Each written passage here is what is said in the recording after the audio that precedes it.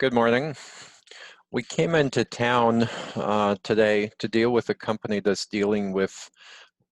having a hard time with software issues. We were in touch with this company a number of years ago, actually more than 2 years ago, um, to talk about their software issues, and they basically said, "Well, Leo, got it handled. We picked one. We're good to go. We've done a lot of research." And a couple of weeks ago, they called and said they're having problems with the issue with the software because the customization was not working out. Now they feel, when I sat down with them yesterday, now they feel that they rushed the selection process and they chose the wrong software. They figured they could fix it with customization, and now the customization is not being consistent enough. It's spitting out some errors and really frustrating the staff, and morale is going down because of it. And some people are saying, this was easier when we did it manually. So why did we invest in all this training and all this time to get software when we're starting to go back to doing it manually? So that's when they called us in. So we've been redesigning companies now for 39 years, and the problem was that they didn't really choose the wrong software. They had the wrong vision, right? So when you have the wrong vision, of course you're going to make decisions that don't align with the true vision of where you want to be. And I don't understand why so many companies are so terrified of planning 5 years down the road or even 40 years down the road, right?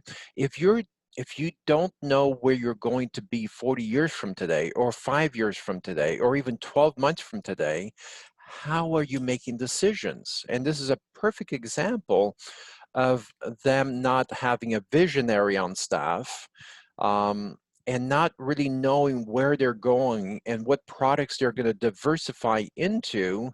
And if you don't know that, how can you choose software if you don't know what products you're going to have or what products you're going to be needing the software to manage 12 months from today, or 24 months from today, or 5 years from today?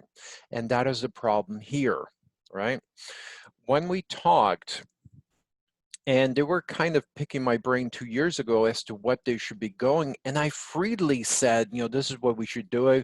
We need to have, a 5-year plan. We need to start working on the business blueprint so we can figure out where you're going to be 5 years. And I guess I overdid it. I failed. I clearly failed because they didn't go with me. Because I kept saying, well, we need to do all these different things. You're kind of like the guy with spinning plates, and you've got too many things going. I don't see a clear direction, and it sounds like your employees are pulling this way. You're trying to go this way, and your clients want you to do different things, and I failed. I accept that. I failed, and I didn't get their attention.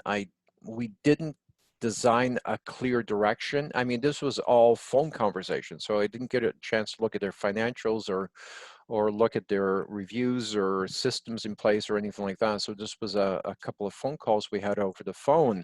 And the idea was that I would fly in and we would look at what they're doing well and what they're doing that could be improved upon. But going back to the software, I failed them in the fact that they didn't trust me enough. I didn't build enough trust over the phone. It's very difficult to build trust over the phone. I didn't build enough trust over the phone in order for me to fly in and help them choose the software. We work with 15 different software companies, and we have multiple clients on these different types of software. So 15, some of these are scheduling software, some of them are marketing software, some of them are internal system software, some of them are cost control software.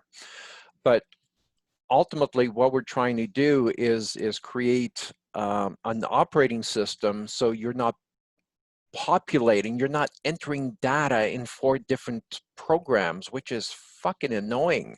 It really is. So this is why we create the the operating system, and the client enters their information once. They want new roof shingles, or they want to repair a roof, or they want a new kitchen, they want a new bathroom, they want a new deck, they want an addition for their whatever they want. They entered it in, or they check it off, and then that information is populated to the operating system. Then the operating system takes over, right?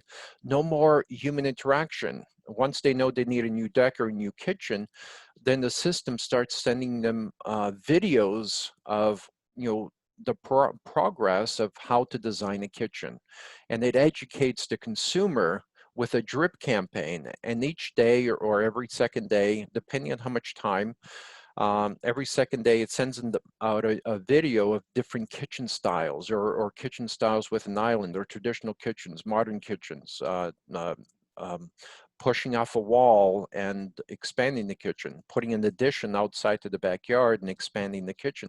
So it shows them all different options, what can be done. So by the time the salesperson or the kitchen designer gets to the client, they're already a very educated client, and you want to deal with educated clients.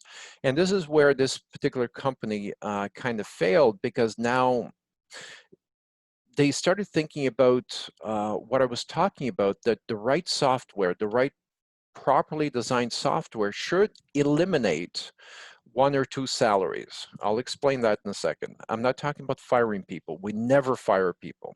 But I'm talking about taking admin people that are answering phone calls or answering emails. These are, we call them profit suckers, and turn those people into salespeople or marketing people, right? Where they're producing profit instead of sucking profit. Mundane jobs like answering emails should be done by a system. The education process should be done by a system.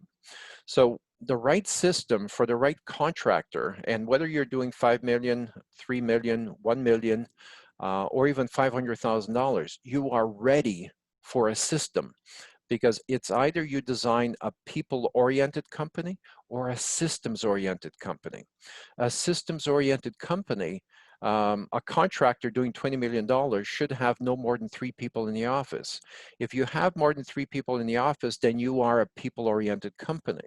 You're not as efficient as you could be. That's a lot of salaries sucking the bottom line. That's a lot of salaries that you're not making and taking home as profit. So instead of doing this by trial and error like this company did, and they figured, okay, we're just going to do this on our own, but that's trial and error. How much experience do they have in different software? All the different features sound great, on the presentation or the demo, but what does that mean when you apply to your company? What does that mean when your people are actually working on it? What they present and what you get are not always the same thing. So you need someone like me. Unfortunately, you should have someone like me. If you had a legal case, you would hire the best lawyer. If you want to bring in the best software, you need to bring someone like me or my competitors, who have dealt with all these different companies and know that based on what we're trying to do. And see, and there's the other problem. Your growth rate, you may have a 10% growth rate year over year over 10 years, but how do you know that that's what you should be doing? Maybe you should be growing by 30% year over year. Maybe you should double your sales. We have a number of clients where we brought in software, and the goal is to double or triple sales over an 18-month period. Redesigning the business blueprint, redesigning the aggressive marketing system, bringing in better people. It's amazing how many times we go in and we see morale at 50 to 85% or productivity at 75 to 85%. You're paying a huge amount of money for your labor, and you're getting 85% return. And these are the employees rating themselves. So software not only will help productivity, will help morale, will help people simplify their jobs, will make them happier, they feel a sense of accomplishment when they have the right tools. Doing shit manually is mind-boggling for these people. And you expect them to do it day in, day out, day in, day out, answering the same email, answering the same fucking question, doing the same thing in, day out. I mean, it's depressing for you, and you own the company. Imagine how depressing it is for your employees. Give them tools. Give them tools where they see sales grow. Give them tools where they see profits grow. Give them tools where now they have a chance for profit sharing. Give them tools where they see your company growing, and now they see they can manage their own crew, they can manage their own office, they can open a franchise, they can do something. The construction renovation industry has been the most profitable industry since 1920. There is absolutely no reason for you to be having software issues or morale issues or productivity issues, or Leo, I can't find quality people. I can't find roofers or plumbers or carpenters. That's bullshit. You know, they're starving out there. There's lots of people out there who are looking for great opportunities. But either you're trying to buy loyalty from these people by overpaying them, or you can give them recognition. Recognition is a much better motivator than, overpaying them, because their lifestyle catches up. Now they need another raise. So overpaying people is not a motivator. It's not what you think. So we've helped over 1,000 companies get over the $20 million mark. I don't care if you're doing 500,000, 2 million, 5 million, we can get you to get to 5 or 20 easily. The right systems, the right software, the right people. You can't do it without the right people. But attracting the right people, you need to have the right opportunities to attract them to you. Because if you're paying them, it's not going to work. Anyways, I'm way over my time, but I think you get the picture. Decide, you want to continue being a people-oriented company or a systems-oriented company. Let's talk about systems. It's a free call. We don't charge anything. We'll help you get your momentum in your business. Once you get momentum, then you'll be starving for more success. Post questions, comments below. We'd love to talk about this.